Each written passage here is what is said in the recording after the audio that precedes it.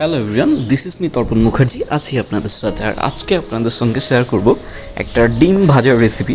Basically যেটা হয়েছিল আমাদের খুলনা শহরের সবথেকে বিখ্যাত যে ডিম ভাজা, আই মিন হচ্ছে ডিমের ঘোটা। সো এটা খাওয়ার জন্য আমরা বাইরে বেরোয়েছিলাম। তো যথারীতি বেরোয়ার পর দেখি দোকানদার দোকানে নাই। তো আমরা নিজেরা ভেজে খাওয়া শুরু করছি। তো প্রথমে হচ্ছে কিছু পেঁয়াজ আর মরিচ নিয়ে সেটাকে প্রথমে ভাজতে দিতে হবে, এবং তারপর হচ্ছে ডিমটাকে এইখানে হচ্ছে একটু গোলায় নিলাম আমি। আর ডিমের মধ্যে ওখানে ওনাদের একটা সিক্রেট মশলা ছিল, মশলাটা ইউজ করছি। আর সাথে হচ্ছে ডিমের মধ্যে আর একটু লবণ ইউজ করবো আমি, হ্যাঁ। আর এই ফাঁকে হচ্ছে আমি পেঁয়াজটা আর মরিচটা একটু ভাজা ভাজা করে নিচ্ছি, এবং তারপরে হচ্ছে এখানে থেকে একটু লবণ আমরা অ্যাড করলাম। লবণটাও কিন্তু এনাদের আলাদা, একটু সিক্রেট লবণ বলা চলে।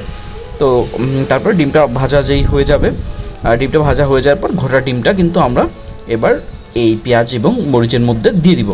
এবং পেঁয়াজ এবং মরিচের মধ্যে দেওয়ার পর এটাকে কিন্তু খুব অল্প আছে, আই মিন নরম আঁচে ভাজতে হবে, নাহলে বেশি আঁচে ভাজলে এটা কিন্তু পোড়া লেগে যাবে, হ্যাঁ। তো এরপর ঘোটা ডিমটাকে একটু ভালো করে পেঁয়াজ মরিচের সঙ্গে ঘুটিয়ে নিতে হবে। যেহেতু আমি খুব বেশি একটা প্রফেশনাল নই, সো তারপরে হচ্ছে I will try my level best. তো দেখতে পাচ্ছেন যথারীতি হচ্ছে আমার ডিম ঘোটাটা হয়ে গেছে, এবং হচ্ছে এখন আমি গ্যাসটা বন্ধ করে দিলাম। বন্ধ করে দেওয়ার পর এবার হচ্ছে এটাকে আমি একটু কেটে তারপরে দিয়ে দিব। এবং অবশ্যই ডিম ঘোটার মধ্যে কিন্তু অবশ্যই কাঁচা কাঁচা থাকতে হবে, এটাই ডিম ঘোটার প্রধান বৈশিষ্ট্য।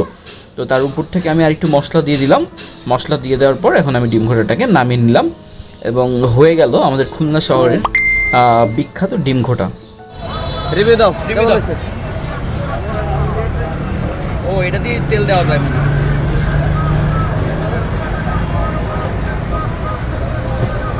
জঘন্য তো খারাপ।